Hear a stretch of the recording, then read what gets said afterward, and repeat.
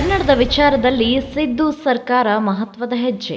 ರಾಜ್ಯದ ಉತ್ಪನ್ನಗಳ ಮೇಲೆ ಕನ್ನಡ ನಮೂದು ಕಡ್ಡಾಯ. ವಾಣಿಜ್ಯ ಮತ್ತು ಕೈಗಾರಿಕಾ ಇಲಾಖೆ ಖಡಕ್ ಆದೇಶ.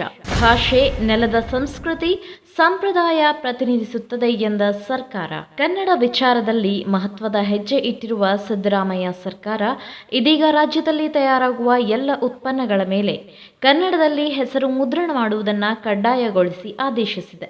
ಈ ಕುರಿತು ರಾಜ್ಯದ ವಾಣಿಜ್ಯ ಹಾಗೂ ಕೈಗಾರಿಕಾ ಇಲಾಖೆ ಸುತ್ತೋಲೆ ಹೊರಡಿಸಿದ್ದು, ಕರ್ನಾಟಕದಲ್ಲಿ ತಯಾರಾಗುವ ಹಾಗೂ ಮಾರಾಟವಾಗುವ ಎಲ್ಲ ಉತ್ಪನ್ನಗಳ ಲೇಬಲ್ನಲ್ಲಿ ಉತ್ಪನ್ನದ ಹೆಸರು, ಬಳಕೆ, ನಿರ್ದೇಶನ ಸೇರಿದಂತೆ ಎಲ್ಲವೂ ಬೇರೆ ಭಾಷೆಯ ಜೊತೆಗೆ ಕನ್ನಡದಲ್ಲಿಯೂ ಇರಬೇಕೆಂದು ಹೇಳಿದೆ. ಯಾವುದೇ ಭಾಷೆಯು ಆ ನೆಲದ ಸಂಸ್ಕೃತಿ, ಸಂಪ್ರದಾಯ ಮತ್ತು ಮೌಲ್ಯಗಳನ್ನು ಪ್ರತಿಬಿಂಬಿಸುತ್ತದೆ. ಒಂದು ಭಾಷೆ ಬೆಳವಣಿಗೆಯಾಗಬೇಕಾದರೆ ಆ ನೆಲದಲ್ಲಿನ ಉತ್ಪಾದನೆ, ಮಾರುಕಟ್ಟೆ, ವ್ಯವಹಾರಗಳು ಸ್ಥಳೀಯ ಭಾಷೆಯಲ್ಲಿರಬೇಕು. ಕನ್ನಡ ಭಾಷೆಯ ಸಮಗ್ರ ಅಭಿವೃದ್ಧಿಗಾಗಿ ಮತ್ತು ಕನ್ನಡಿಗರಿಗೆ ಜೀವನ ನಡೆಸುವ ಎಲ್ಲ ಕ್ಷೇತ್ರಗಳಲ್ಲಿ ಉತ್ತಮ ಅವಕಾಶಗಳನ್ನು ಕಲ್ಪಿಸುವುದು ಇದರ ಉದ್ದೇಶವಾಗಿದೆ.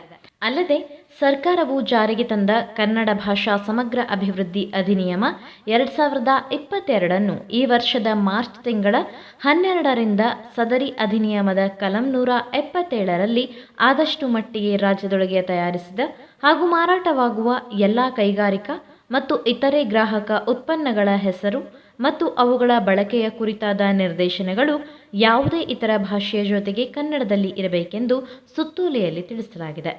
ಸರ್ಕಾರಿ ಹಾಗೂ ಖಾಸಗಿ ಸ್ವಾಮ್ಯದ ಯಾವುದೇ ಉತ್ಪನ್ನಗಳಿರಲಿ, ಅವುಗಳ ಮೇಲೆ ಮುದ್ರಣದಲ್ಲಿ ಕಡ್ಡಾಯವಾಗಿ ಕನ್ನಡದ ಬಳಕೆಯಾಗಬೇಕೆಂದು ಆದೇಶದಲ್ಲಿ ಉಲ್ಲೇಖಿಸಲಾಗಿದೆ. ಇಷ್ಟು ದಿನ ಇಂಗ್ಲಿಷ್ ಬಾರದೆ ಉತ್ಪನ್ನಗಳ ಮೇಲಿನ ಬರಹ ಓದಲು ಪರದಾಡುತ್ತಿರುವವರಿಗೆ ಸರ್ಕಾರದ ಈ ನಿರ್ಧಾರ ನಿರಾಳವಾಗುವಂತೆ ಮಾಡಿದೆ. ಈ ಮಾಹಿತಿ ನಿಮಗೆ ಇಷ್ಟವಾಗಿದ್ದಲ್ಲಿ ಈ ಬಗ್ಗೆ ಕಮೆಂಟ್ ಮಾಡಿ, ವಿಡಿಯೋನ ಲೈಕ್ ಮಾಡಿ, ಶೇರ್ ಮಾಡಿ. ನಮ್ಮ ಚಾನೆಲ್ನ ಸಬ್ಸ್ಕ್ರೈಬ್ ಮಾಡದಿದ್ದಲ್ಲಿ ಬೇಗ ಸಬ್ಸ್ಕ್ರೈಬ್ ಮಾಡಿ. ಧನ್ಯವಾದ.